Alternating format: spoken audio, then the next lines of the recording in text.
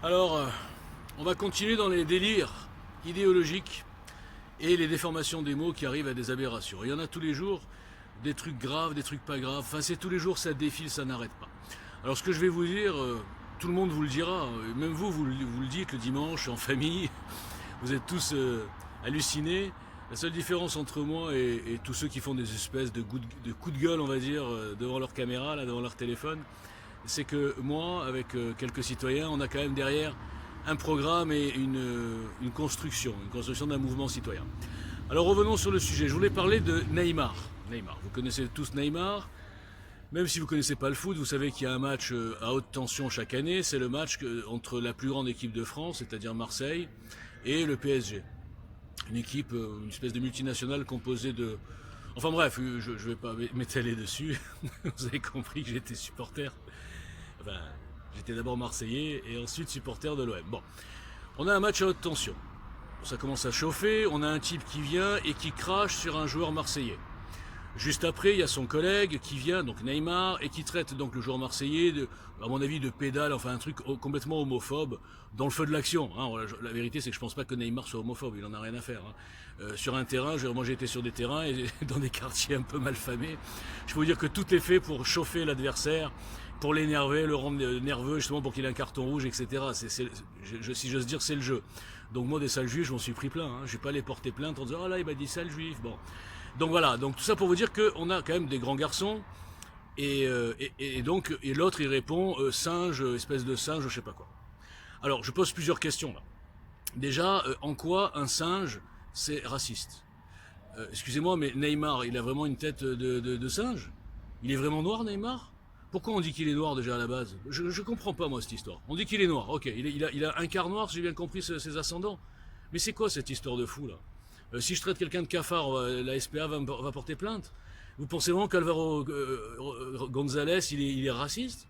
Mais c'est un monde de fous. J'entendais les chroniqueurs, ah oui, il faut le virer de l'OM, il faut arrêter sa carrière, il faut le virer, il n'est pas question des racistes sur le terrain de foot. Mais c'est n'importe quoi. Tout le monde est hystérique. Et alors l'autre, il est homophobe alors?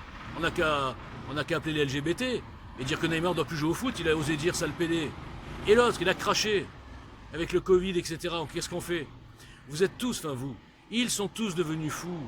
Ça devient n'importe quoi. Aujourd'hui, les mots sont plus graves que les actes. On punit plus un type qui a dit un mot, une insulte quoi en passant, que des actes, que des coups de poignard, que des lynchages. C'est quoi ce monde de malades?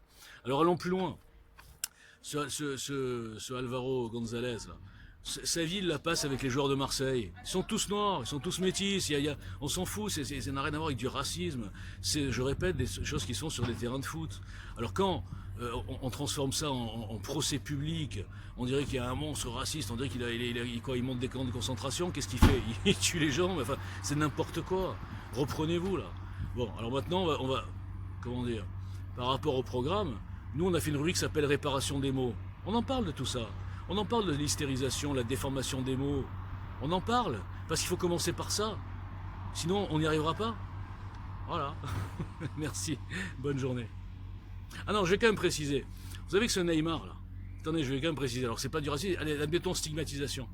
Vous pensez vraiment que ce Neymar, là, ça l'a traumatisé? Vous croyez qu'il a eu la stigmatisation et de la discrimination à l'embauche, lui? Hein, vous croyez qu'un type qui gagne 40 millions par an, vous croyez vraiment que ça l'a traumatisé, qu'on lui dise le singe? En plus, je vois même pas le rapport. Vous croyez vraiment? Vous imaginez la mentalité de ce tocard, humainement, parce que c'est un bon footballeur, mais humainement, c'est un tocard.